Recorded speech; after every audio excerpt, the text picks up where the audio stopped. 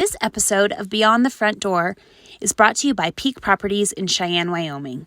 With over 75 years of combined experience in real estate, it's our goal to help clients buy and sell and save by providing the information you want and the professional services you expect. Let us help you with your residential, commercial, HUD, income-producing properties, as well as vacant land and rental needs. To learn more, visit www.sellcheyenne.com.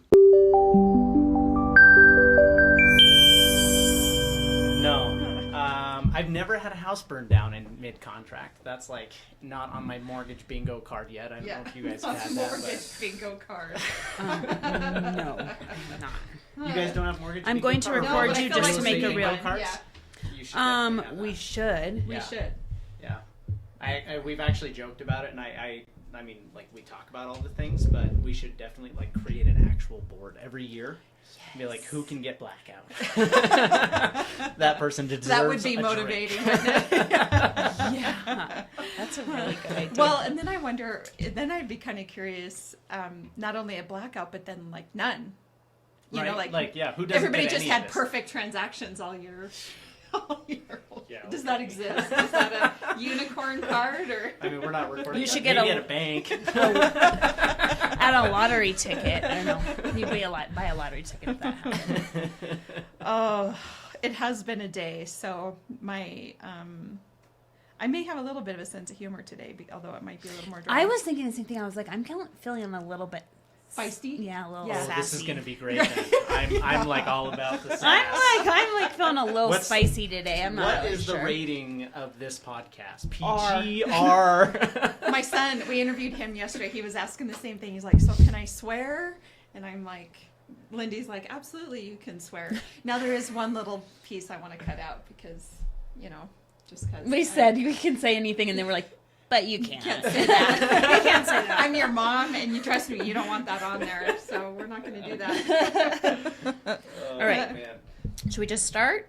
Yeah. All right, go ahead. Yeah. Welcome. You're listening to Beyond the Front Door podcast with Lindy and Rhea, and we're real estate agents in Cheyenne, Wyoming with Peak Properties, and we bring you real estate stories that inspire you, make you laugh, cringe, cry. Come on in. We put the real in real estate. Yes. And we got another great guest today. Yes, we do. I'll let Hello. Rhea introduce him. Yes. And we were just talking, and I said I'm a little bit. Sassy. Yeah, We're all sassy feeling today. a little sassy So. today. It's the last day of January. Ooh, I feel like maybe that's maybe It's we've like all had enough. 61 degrees. And January is 165 days days long. It is feeling that way today.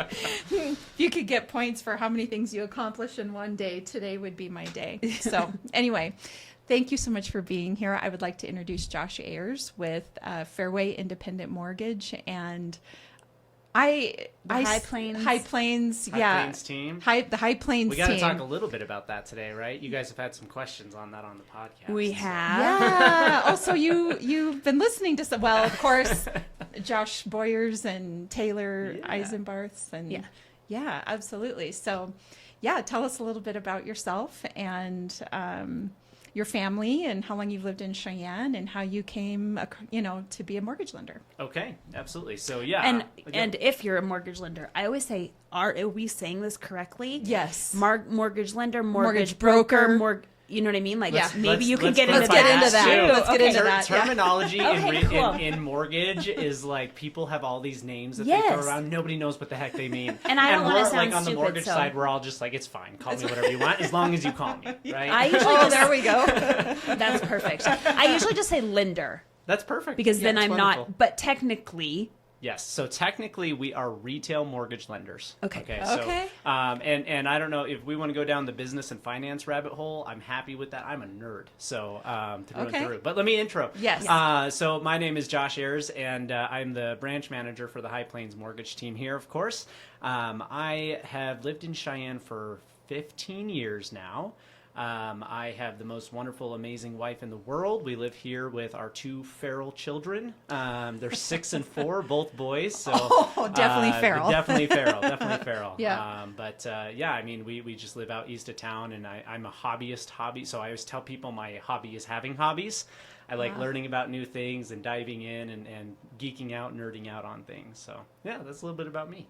Cool. That's awesome. So where did you come here from? Okay, so that's a fun story. I was born in the Federated States of Micronesia. My parents were missionaries with the Salvation Army. And so their station, their sort of duty station or area of work was the Pacific Islands. And so the Federated States of Micronesia is a chain of islands in the Pacific Ocean. And usually, you know, on most maps, you have to like zoom way in to see it. It's a teeny tiny little island called Pohnpei. So where in relation to Hawaii then? Like where? Way far away from Hawaii. Way far away. Closer to Japan. Closer to Japan. Okay. Yes. Okay. Yeah. And like in the same area as Guam. Okay. So we lived in Pohnpei for a while. We moved around a few different islands. We lived in Hawaii for a little while. Actually lived in Oregon for a short time. And then back to Pohnpei, then to Guam, and then to Cheyenne, Wyoming. Well, that's kind of out of character for that little... My parents are from here. okay. So I had visited a bunch of times, and, you know, so I knew the area a little bit, but we moved back here when I was fairly young, so... Yeah, that's how I ended up in Cheyenne. Wow, that's a very interesting. I don't know if very many people can say that they've traveled along the. What do you call that ocean area? I mean, I know it's the Pacific Ocean, but it's called something because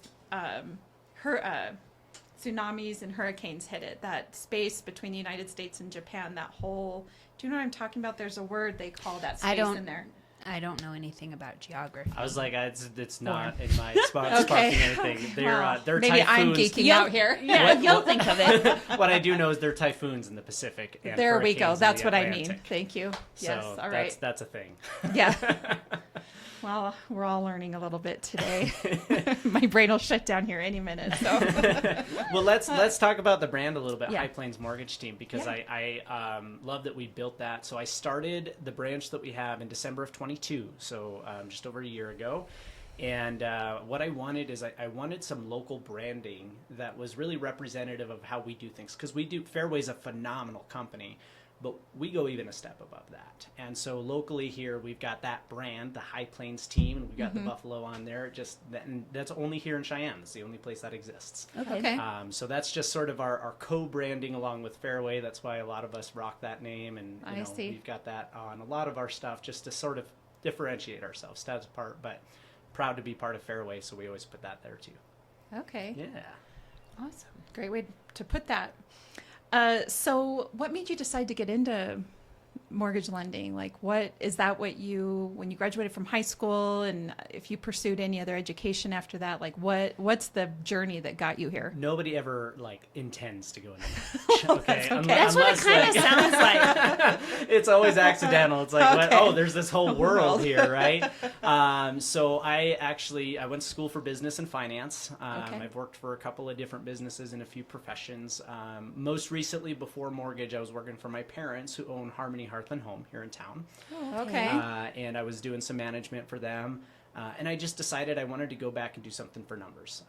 Like I said, I'm a nerd. I get along well with numbers. And so I told them, like, hey, I'm going to, just do some side jobs, and I'm going to go find a permanent job. And honestly, I applied for a bunch of stuff with the state. Actually, I think Boyer was talking about this. He and I shared this too, where it wasn't going anywhere. It was like, I'm tired of waiting. I just walked into my credit union and I was like, hey, you guys need somebody? Because I need a job and I like numbers. You have the personality to do that. Just walk right in and be like, hey, I want to do this. What do you think? Yeah. So what was their response? So they were interviewing for tellers that afternoon. So I showed probably the only teller interview they've showed up for in a suit, because I was in a suit and tie that day, which is not my personality, but I was trying. I interviewed. I got a job as a part-time teller. And then within a year, I had a few different promotions, and a mortgage spot opened up at the credit union. And I was like, you know what? Sure. Why not? Let's try it. I was going to go down the investment banking road. But I was like, I don't know what's going on there. So here's mortgage. Let's give it a shot. There was a guy at the credit union that very much inspired me to get into it. And so I was like, okay, let's go. The rest is history. I've been doing that for 7 years now. Oh, very interesting. Yeah.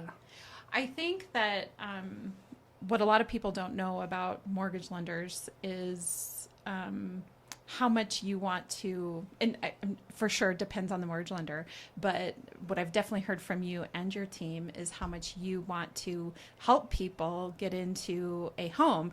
I was thinking about this yesterday in that I think some people can just, depending on their life circumstances, can just walk in, apply for a home loan. They get the pre-qualification letter and they go out looking for a home, and it's as easy as that.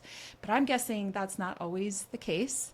And one thing that I would love to do with this podcast is sort of reduce the stigma around if people have anxiety or fear about going to talk to a mortgage lender and they know that their journey is not perfect, and sort of let down their guard and talk to somebody and literally develop a plan. Because it seems to me, whenever I've spoken with you and others, it's typically not a multi-year process, right? Like, it seems like most people can get it and make it happen in under a year, and maybe even closer to 6 months. And so I'm wondering if you can share a little bit how you came to that process as well, and really sort of engage with people that are interested in purchasing home to help them get there.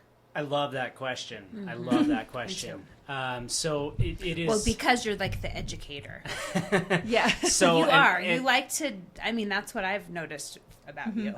Yeah, and actually... And some lenders are different than that. And I feel like you're there to help them and teach them along the way. 100%. And everybody has their style, their niche, and their value, right? And so all of us have had to at some point go, okay, what builds my energy? What encourages me and inspires me? And honestly, mine is encouraging and inspiring other people. So that's what I like to do. And so that's why I love that question, because gosh, the number of times that, we'll have people telling us, hey, I'm trying to get this buyer to call you. They're wanting to look at houses. They're just not sure, and they're a little scared. And it's like, hey, I'm not scary. Like, I'm not going to bite your head off. I'm going to smile, actually, and I'm you're not human going to judge being. them. I'm not going to judge you, yes. Yeah. And I always like to tell people that are worried about that, I'm like, I promise you I've seen worse. And maybe I haven't, and in that case, then I'll have a fun story. But, it You really... won't know that you're the worst. We don't give you like a badge or anything. That's right. I should. But no, funny. I won't. And, honestly, it is a lot more approachable than most people think when they look at it. And what it comes down to is people think it's this giant hairy monster and they don't know where to start. Yeah. And so what they need is somebody to go, hey, let's look at this piece by piece, right? Let's look at each part of your scenario. Because when people hear, I can't qualify for a home, they hear that as a permanent statement. They hear that as, I don't qualify. And I'm always very, very careful to tell people, hey, right now, it doesn't work. But there are things we can do to get you there, right? So if the issue is your income, hey, I can't make you make more money. I would love to, sometimes I do if I'm hiring, but, for the most part, it's like, what life changes are we expecting?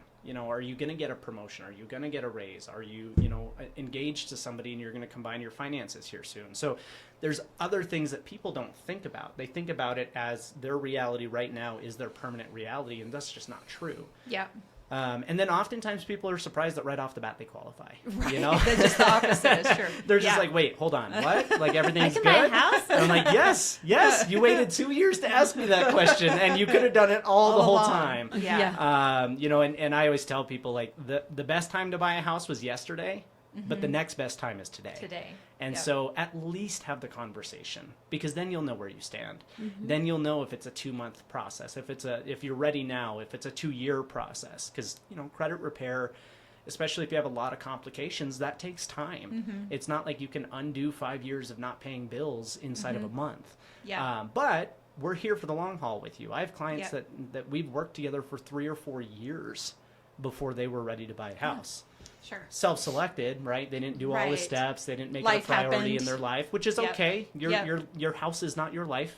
Life is about a lot more than that. But how can we come alongside you and help you with that financial goal? Because that is the number one way that Americans build wealth. It's like 80% of American wealth is in equity in properties. Yeah.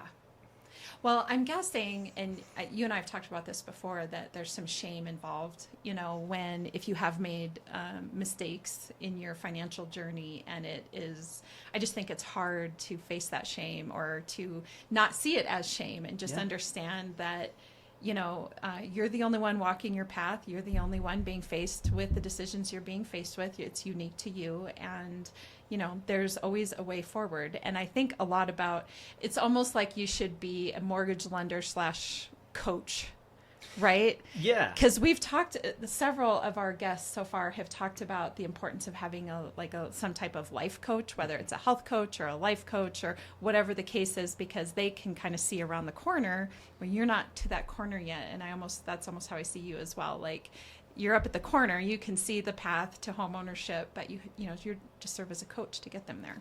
Absolutely. And I take that as a great compliment. I have 3 coaches in my life. 2 of them are like career coaches and 1 fitness coach. Okay, so you have coaching coaches too. is very, very near and dear to my heart. And Yes. I do see that as a role that I play for my team members, especially at work, but absolutely for every single client. Like I said, it's inspiring people. And there's a reason that when people come out of that transaction, I tell people, if you ask anybody who's, especially first-time home buyers, go ask your family members what they thought of buying their house. 8 out of 10 of them are going to tell you it's terrible, and be prepared for the worst experience. And by the way, the worst person in that whole thing is your lender. They suck, and they're going to ask you for the same document 6 different times, so? right? Okay, I guess maybe that. I know, and I have heard clients say they feel like, they're handing over way more documents than they thought they should have. They do. They sign over their third-born child. Yeah. And so you hear that all the time. And I tell people, like, my number one goal is to have this be an amazing experience for you. I want this to be stress-free. I want it to be fun. You're buying a house. It's exciting, awesome. right? Why are we worried about this? Yeah. It's a stinking document. I'm going to probably ask for 5 or 6 documents total. It's not that big a deal. Exactly. Right? And so I think just reframing perspective for people so that they know what to expect and have the right idea of what this looks like. And then just bringing that energy in. Like, hey, guys, it's not as big a deal as you think it is. Yeah, absolutely. Well, the one thing I know we'd love to hear about is some of your some common pitfalls or successes that you see in your industry. But before we get to that, the one question I would have for you is, you clearly have a jump story, because you went from starting off in mortgage lending for a different bank and decided to essentially open your own branch here in Cheyenne. What was the day? Tell us about that decision and how scary or courageous, however you want to word that, was for you. Yeah. So, it's been a long process. I don't know that I would give a specific day or an idea, right? So the idea of building a team or building a branch and managing something was in play for probably 2 years before I put it into place. Okay. There was actually a very specific moment in which I sort of upped my mortgage game in general. I took a training by a company called Zinix. Phenomenal coaching and training resources there. And it made me realize the reality of what I could do. So the same thing I'm talking about, giving that inspiration to homeowners, right? Yeah. Or potential homeowners, that was given to me in mortgage. And it was like, here's what this can look like. Here's the reality you can create. You have to be intentional, and you have to do the actions that do that. Yeah. And then they helped with some of the actions. And that sort of just, that entire training and process reframed my mindset to go, I can create whatever I want to create. If I see a reality, if I have a vision, all I have to do is figure out the steps and then do it. It's that simple. Yeah. And it doesn't have to be scary. Yeah. And by the way, I've failed many times on different things that I've tried, and that's okay, right? Like, Sure. everything that it's like, hey, I gotta try this. I succeeded more than I failed. And as long as the momentum is there and I'm trying and I keep going, I can learn. I can look back. In fact, I posted something recently that it was a quote that just really struck me. No such thing as regrets, only lessons. Yes. I can look at things and say, hey, that was not my best investment decision. It didn't go as I wanted it to. It didn't perform like I thought it did. But I learned a lot. Yeah. And so that's the lesson that I took away from it. I think that's the hard thing about failure, and something we don't talk about enough. I didn't really start to embrace it until my kids were well into high school. But you know how when you're sitting with your kids around the table and you ask them, what's the best part of your day? What's the worst part of your day? Or whatever the case is. And we did that a lot when our kids were growing up. But somewhere along the way, and I don't remember the day, but I remember thinking, we need to be embracing failure, because that means that you're trying and you're working towards a goal of whatever kind. And just because you're failing at it doesn't mean you aren't on the right path or doing what you're supposed to be doing. So when my kids were in high school, I started asking them, what mistakes did you make today? What would you consider to be a failure for today? Just to start to normalize the word and normalize talking about it, and that I want you to go out and make mistakes. Unfortunately, we got started so late. that while they understand, of course, and know that failure is a part of life, I wish we'd have started sooner on the subject, I guess, because it is sort of a taboo. Everybody's afraid of failure, and I would say probably for myself as well. It is, it's a hard thing you got to be practiced at it. So Jocko Willink has a. Do you guys know who Jocko is? Okay, you should look him up. He's an ex-Navy SEAL, and he's got this big booming voice. And so he's got this. I think it was an excerpt from one of his podcasts, but he's got a video on YouTube. You can look it up. Just look up Jocko Willink Good. Okay. I'm not getting paid for this, but he goes through. Although that's not to say that we don't invite sponsors along. That's right, Jocko, if you're listening. He goes through this series of events that happened to him as a commanding officer, and he said, "Hey, we didn't get the supply order we wanted. Good." And he would always say that to his reports, and they'd be like, "What do you mean good? This is not a good thing." He said, "No, it is a good thing because now we're going to learn how to beat it, and now here's an opportunity for us to be better." Yes. That's the mindset shift, right? Yes. It's just like this failure is good. Yeah. These challenges are good. Towards something. Mm-hmm. Yes. And just because you fell one time doesn't mean you aren't meant to do that. It doesn't mean that you aren't, like you say, if you've got people that are working with you to purchase a home and they're making the steps, paying things off or whatever the case is, and then they take a step backwards, that doesn't mean that they're never going to own a home again. It just means that they gotta. Yeah. It may take a little extra time, but there's no end date. Absolutely, and flipping maybe the audience a little bit here is talking about realtors and lenders in this market, right? Yeah. Like this last year, I made this comment to you the other day, Rhea, but I have worn my therapist hat more than I ever have. and it wasn't just with clients, right? It was with realtors who are saying, "Hey, I'm going to get out of the game. It's just not enough. Nothing's going on. Whatever," right? Mm-hmm. And people are like, "I can't wait for the market to turn around."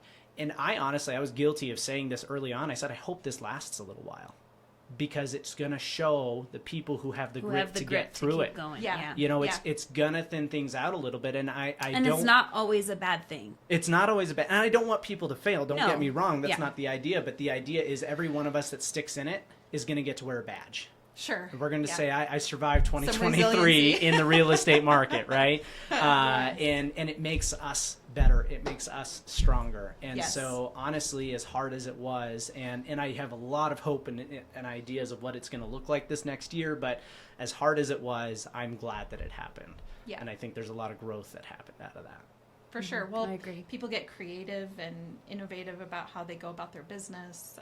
And so I definitely think it was an opportunity. Oftentimes it seems like I wouldn't call 2023 a tragedy, but when you think about sort of the hardships or the tragedies in your life, almost always some type of blessing or something pops out of that, So I completely agree. Mm-hmm. So do you have anything you'd like to share with us? Any fun story or any, what's a common thing that you see that you would love for our listeners to know or to learn from? Honestly, it really is just talking to somebody early. Like that is the biggest pitfall that I see is that people are saying, "Hey, I've been thinking about buying a house for a year and I'm finally ready to talk to a lender." It's the same theme. It's stop thinking, people. Do. Yes. Do it. Stop thinking about anything you're thinking about. Yeah, absolutely. Take the step forward. And even if you're not ready to buy a house yet, right? Like go talk to somebody and outline the game plan. Yes. Because then they come in and oftentimes it's they went and looked at a house today. They're like, "We're ready to put an offer on this house." I'm like, "That's fantastic. You have a 540. Yeah. We got a little bit of work to do. 540 credit score, that is." And right? now you just got a dagger to the heart because they're like, deflated, and now they're probably like, the "I'm never getting a house." Yes, that's and exactly. then then they have this feeling of just disappointment. Yes, so that's the pitfall people fall into is that they wait and wait and wait because, to your point, Rhea, they feel the shame. Mm-hmm. They're scared to talk to a lender. They don't know what this is going to look like. Finally, they get the guts and the courage, and then they hear, "You don't qualify at the moment," right? Yeah. And I try to be as careful with that delivery as I possibly can because I know where they're coming from, and I don't want to discourage them. But if I'm looking at the functional pitfall there, it was, well, where were you a year ago when you were thinking about getting ready? Because you maybe haven't even talked to a realtor a year ago. Right. but you didn't talk to a lender to see if you would qualify for the mortgage. Not everybody needs a mortgage. I get that, right? But if you know that you're going to need to borrow the money and you want to buy a house, maybe the first thing you should do is actually talk to somebody who can help you say, is this possible and what does it look like? Because that's the other thing, is setting appropriate expectation. If you just looked at a $400,000 house and then I have to tell you that you qualify for $280,000 or $300,000, you're going to be disappointed, and it's not going to be a great experience. No. And so my recommendation for people is always, as early as you can, to at least know what the financial side of things looks like. And beyond qualification, what do you want your payment to be? Yep. You know, sometimes people are like, I really want this $400,000 house. I'm like, well, do you want that payment? Well, Yeah. no, I really don't. Yeah. Okay, well, now you have a choice to make. Yeah. No, I completely agree, because the thing that I think too about getting pre-qualified is it gives you confidence and empowerment. Like, if you're going to look at houses, You know you could buy it. Yeah. If you decide that you love it. yes, and You're not walking in it going, oh my gosh, am I going to fall in love with this house? And then someone's going to tell me no. yes, and then it's like your power's taken away. Yeah. Yes. You know? I love Instead, it. you walk Yeah. into it going, if I decide I love this house, I can can get buy it. it. Yeah. So shout out, and this is actually somebody fairly local. I am spacing on the name of the book right now, but I'm going to get it and I'm going to plug him. But the idea is that you need to give people permission to say yes, because they don't know where their comfort zone is half the time, if not more, right? And one of the things, I love this, and I'll share it with you guys, and it's great for first-time home buyers especially. And I kind of boiled through a lot of different industry people in personal financial advising, in real estate, CPAs, a few different other ideas. And I boiled it down to this green light zone and yellow light zone for your monthly payment and your purchase price. And it was a combination of all that advice. And I also went back and looked at my client database over the last 7 years. I just did this last year, so this is like 6 months old. And what I did is I said, okay, who's doing really, really well financially? Who's able to save for retirement, pay debt off, maybe is already debt-free, and still live a very comfortable lifestyle? And who's kind of in a maybe a little less than ideal place, and then who's in a really rough place? Who's calling me back 2 years after they bought their house and saying, I can't make my payments, right? And I put the pieces together, and it was uncanny. The people who were doing really well, their payment was always 25 to 30% of their gross income. Okay, And which is what and yes, most people so recommend. if Dave you hear Ramsey, all Dave of Ramsey, it. Yeah. now, Yep. okay, I got to caveat this. I love Dave Ramsey. Don't okay. get me wrong. His rule is 25% of your take-home pay Right. on a 15-year note. That's hard. That's not going to work. Yeah. not for a lot Not of in our people. market. To be fair, he's in Tennessee, and in a lot of markets in Tennessee, you can do that. Yeah. Here, Cheyenne, Wyoming, no, Not so going to much. happen. Yeah. It would be like 5% of the population buying houses. So you had got this green light, 25 to 30% of your gross income. And then yellow light, I wanted an area that was like, there's a lot of people, life happens quickly, right? Lots of things happen, jobs change, spouses leave the workforce, stay at home with the kids, come back into the workforce in a few years. So this yellow light zone is like, hey, maybe there's a reason that we're taking a little higher payment than is an ideal situation. Maybe we have a spouse who's going to re-enter the workforce. Sure. Or, just recently it was an electrician who's an apprentice and he's on his third year. And I'm like, hey, you're going to make journeyman next year, right? Yeah, you're going to be okay. So, that's Yes. going to be a significant pay bump for him. So Yeah. it's like, okay, maybe we're okay here. It's less than ideal right now. Or oftentimes right now rates are very likely to come down. Are you going to refinance your loan? If we can drop that payment a couple $100, maybe you're in yellow, but we bring you Move you back to down green. to green, right? So it's just giving people this idea and this framework of like, hey, it's okay to say yes if you're here, and you focus on this green light zone and say, all right, maybe our top end purchase in your green light is $320. That means if you go look at a $315 house and you love it, say yes. Just say yes. Love the house, because Yeah. now you made the logical decision before the emotions got involved. Yeah. And now you're allowed to make emotional decisions, and that feels great. Yes. But when you start with emotions and then logic squashes that feeling, Yeah. that's when disappointment comes into play. Yeah. And so I've developed that idea and mentality that I share with all my clients. And like I said, especially first-time buyers, just it clicks so well with them, because nobody's told them. Nobody's told them it's okay to buy this house because you're going to be in a safe range. Yeah. Sure, you're We kind of had giving them one- permission. We had one guest on here, and she talked about how scary it was, and it really makes you think, because sometimes they don't even share that with you of how scary it is to buy a house. Like, am I doing the right thing? You know what I mean? But this the way normal? you are Yeah. educating them makes them have confidence in what they're doing. Absolutely.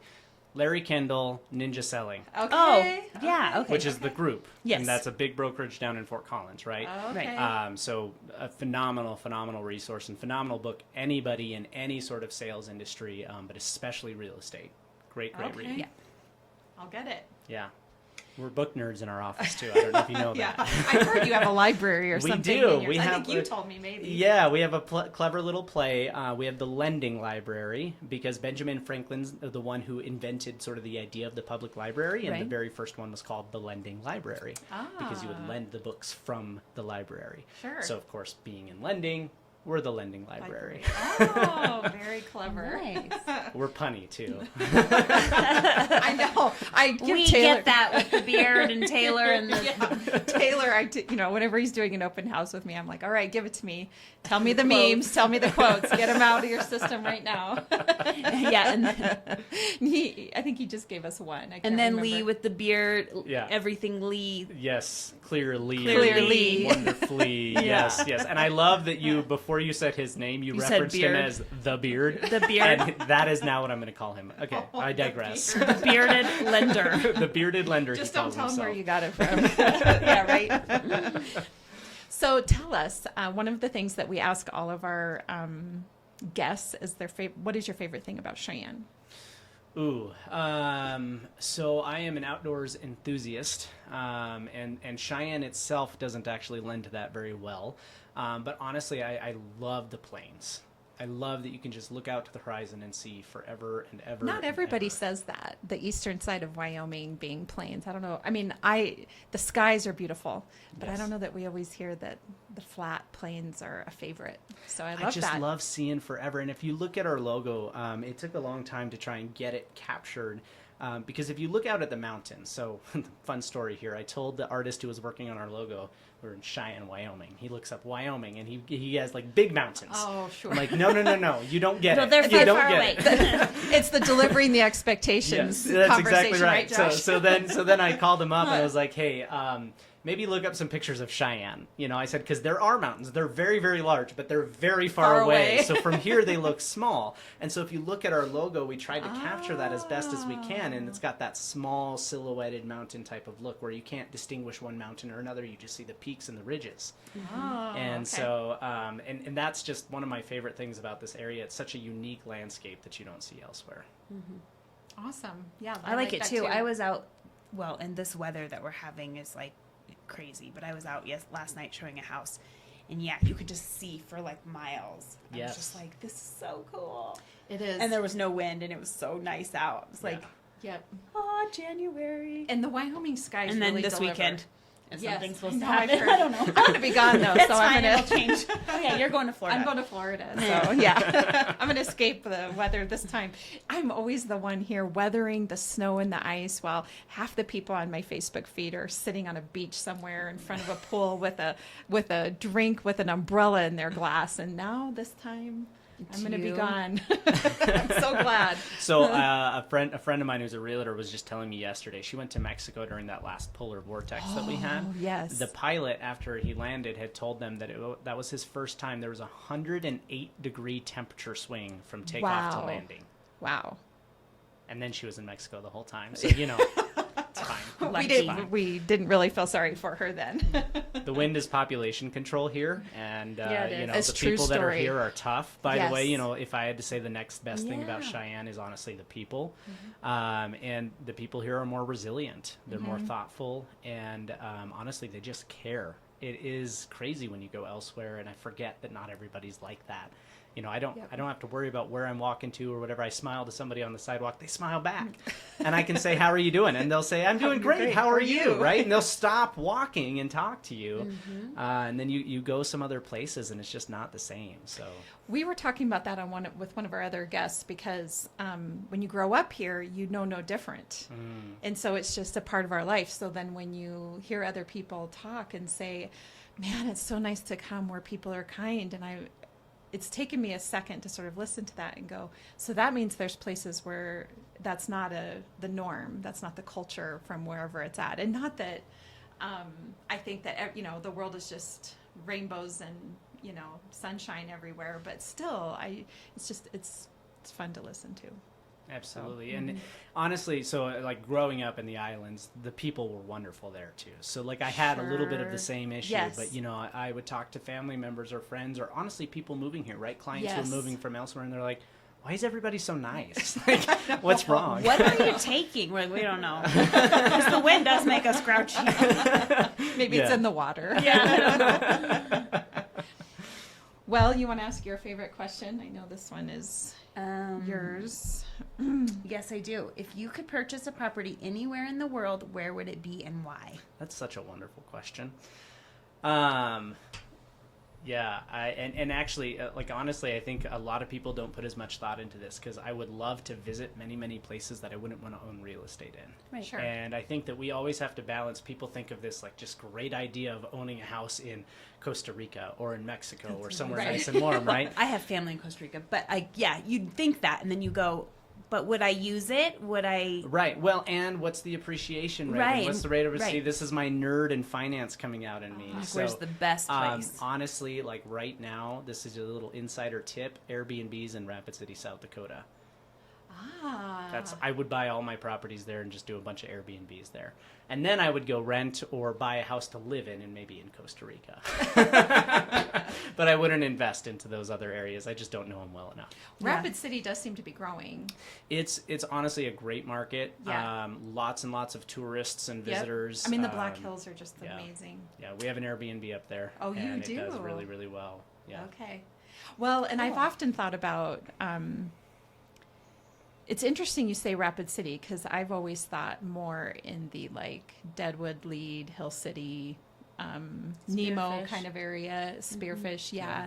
Not necessarily specifically in Rapid City, but I think you're absolutely right. I mean, that whole area there, people travel through there. I mean, you got I-90, and you can spend a week in the Black Hills and not see everything you want to see. Oh, absolutely. So, yeah. Absolutely. And we can detour a little bit into Airbnbs if you Yeah, want to. let's do it.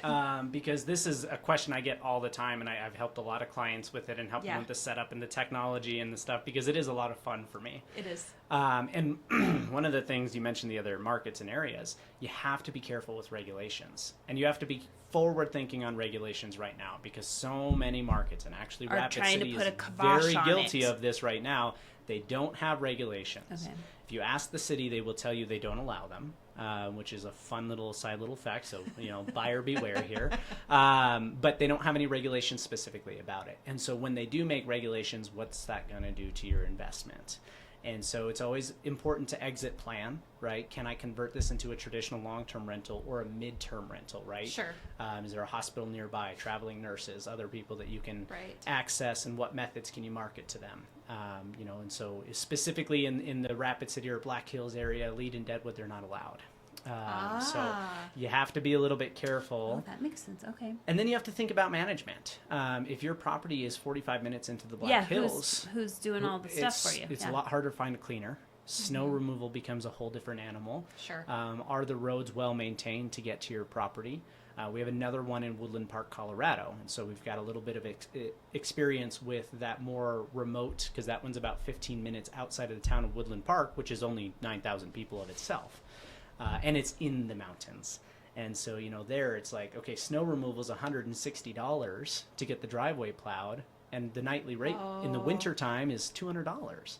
Yeah. So if I get a one-night stay and I have to plow for them, I'm basically not making any money. Do you allow right? one-night stays? No. Nope. Yeah. So that's another business Yeah. decision Ours you can is think 2. through. You've got to be a minimum of 2. Yes. nights. Yeah. Is And that- I think, so 2 nights. Actually, mine are all tiered. So if you're passed out 4 months booking in advance, it's a 5-night minimum stay because I like the longer term stuff. Sure. And we were intentional with our properties to get bigger properties. The one in Rapid's like a multi-family type of setup. Okay. The one in Woodland Park is up to 10 people, so it's still a little bit bigger. And I like family stays, longer stays. I don't like all the work and turnover that's required for every single guest. So if I can avoid the 2-night stays, I will. Yeah. And then as we get closer, I have it automatically set up to allow shorter stays. And I have what they call orphan gap rules. So if I have a night or two that's unbooked, even though it's 4 months in advance, it'll open it up for a smaller window. I see. That way I can try to keep as close as I can to 100% booking. Did the situation in Deadwood and Lead, did that change recently? Because I stayed at an Airbnb in Lead a couple summers so if ago. you're outside, I think if you're outside the city limits. This was right near downtown Lead. Don't tell on them. I was like, well, okay, maybe they're just not enforcing it. Because there's a neighborhood, if you go downtown Lead, there's a pretty sizable Black Hills. There's a hill there where there's a ton of homes up through there, and when you drive up, the roads are steep. That's what had me thinking when you were talking about snow shoveling, because this home was an Airbnb in the middle of that area, and I my mind instantly went to snow removal there, because it has to be a nightmare. I mean, it looks like what you see the hills in like San Francisco, where it's like this. That's what it's like in this neighborhood just off the main street there in Lead. But yeah, like I said, and I tell people this all the time, because they'll be like, well, my friend did that. They'll ask, am I allowed to do this in a mortgage, or am I allowed to say my income this way, or do this other thing? And they're like, well, I know so-and-so that did this. I'm like, people commit crimes every day, guys. Don't think just because somebody can do it or is doing it doesn't mean they can, right? Or should.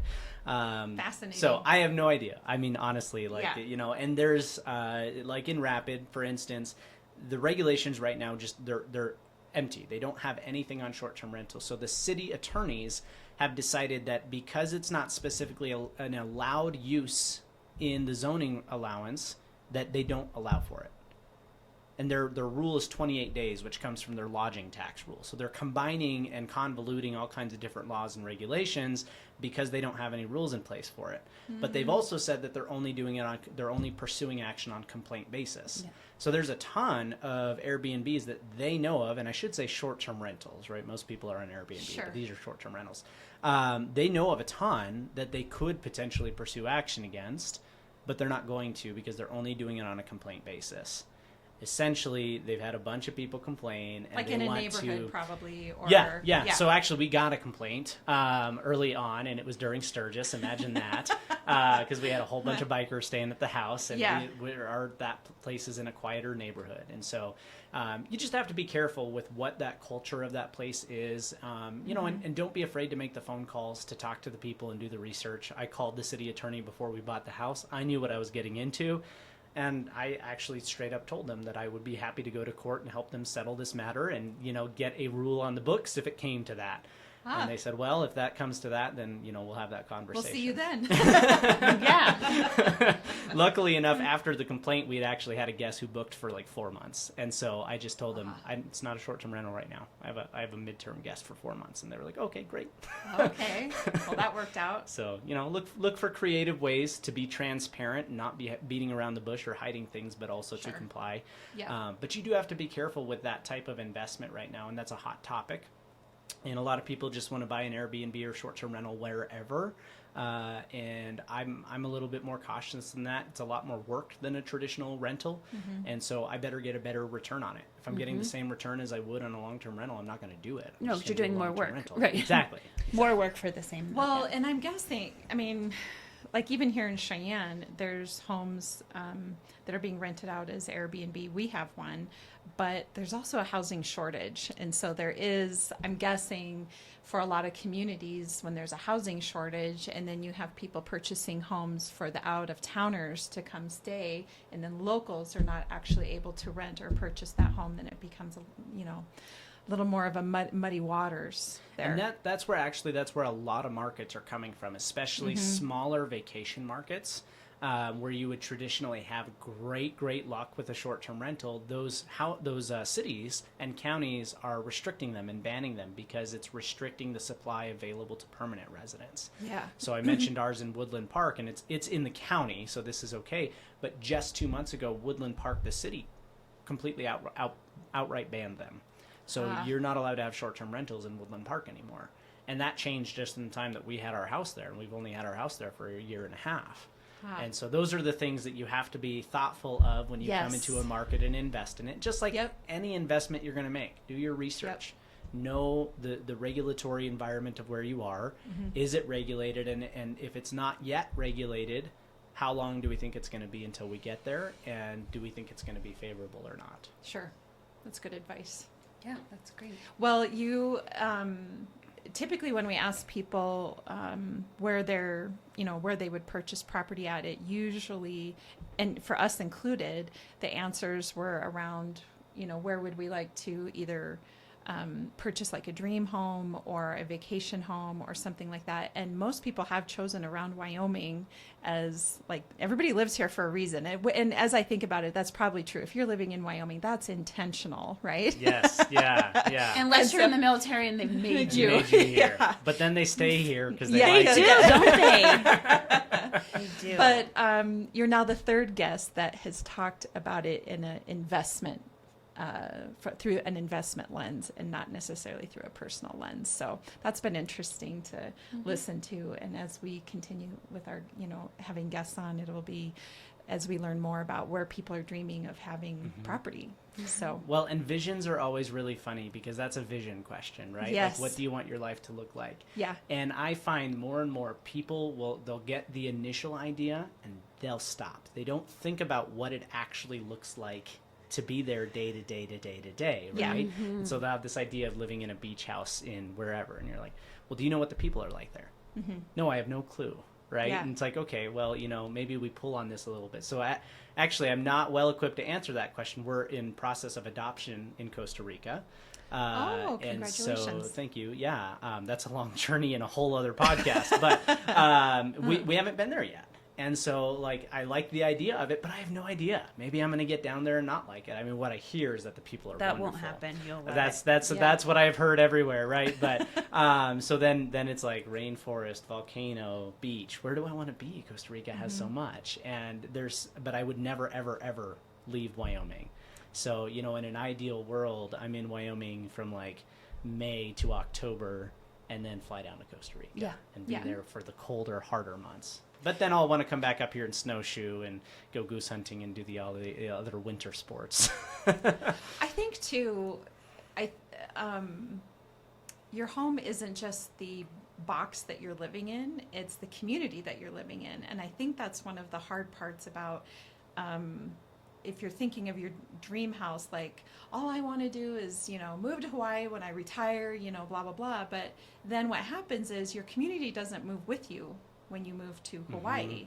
So you're essentially starting completely over with a social network and all of these people that you have spent oftentimes years or your whole life with. And I only say that because having moved from Gillette to here,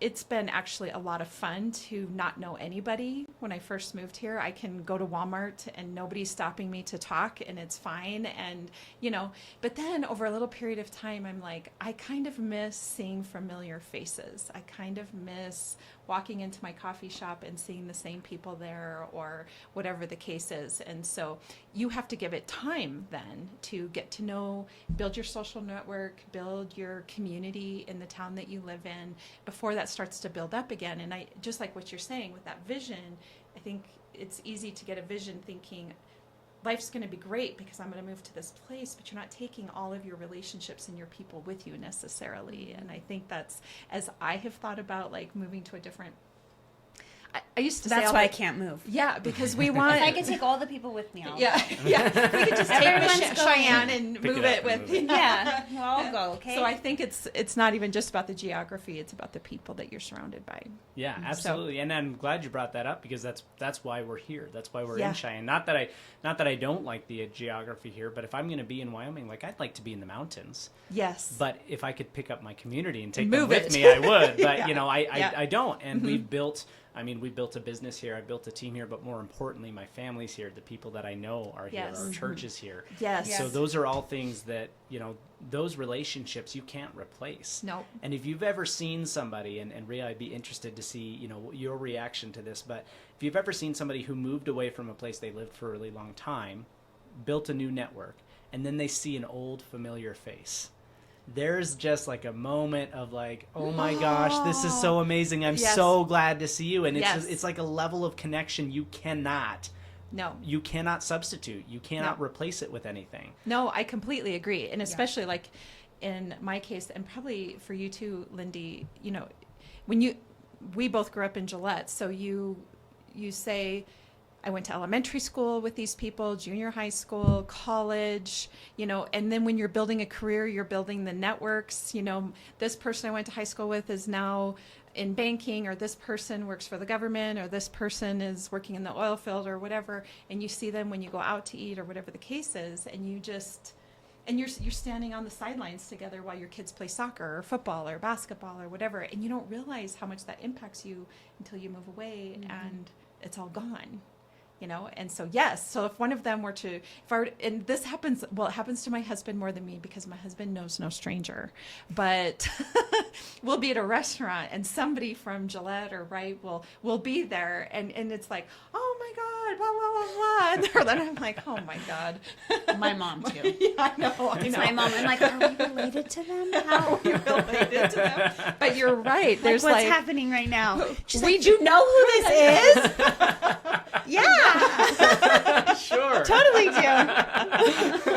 But you're right. When you've spent your whole life living somewhere and you see that person outside of that context, yeah, it's more meaningful for sure. Yeah, and community is it's an often overlooked part of things, and people will even say the word and then not think about what it really means. And so, yeah, you know, that is one of when I say the people here in Cheyenne, community is really what I mean. You know, and the people here want to be a part of the community. Mm-hmm. Yes. You know, we're inclusive, and we just let people in naturally, which is that's a great part of the people here. Yeah, I completely agree. Well, thank you so much for joining us today. This has been really lovely. I would love for you to come back because we have so much more to talk about. Every single person, we're going to have like episode number 2. Yeah, because it's hard. All right, you came and visited us in 2024, but you haven't visited us in 2025, so we want you back. Well, I've never been accused of having a boring life, and there's always interesting things to There talk is. about and learn about, so I'm happy to come back anytime. Well, hopefully the day settles down for you. I know it was blowing up a little bit this morning, and I'm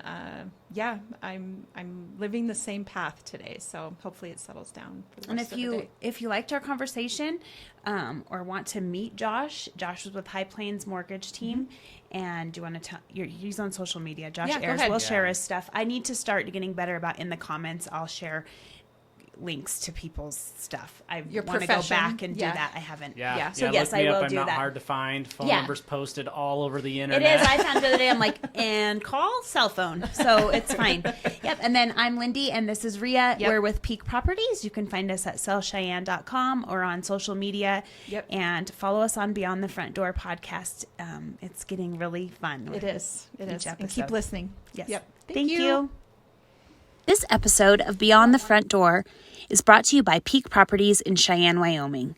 With over 75 years of combined experience in real estate, it's our goal to help clients buy and sell and save by providing the information you want and the professional services you expect. Let us help you with your residential, commercial, HUD, income-producing properties, as well as vacant land and rental needs. To learn more, visit www.sellcheyenne.com.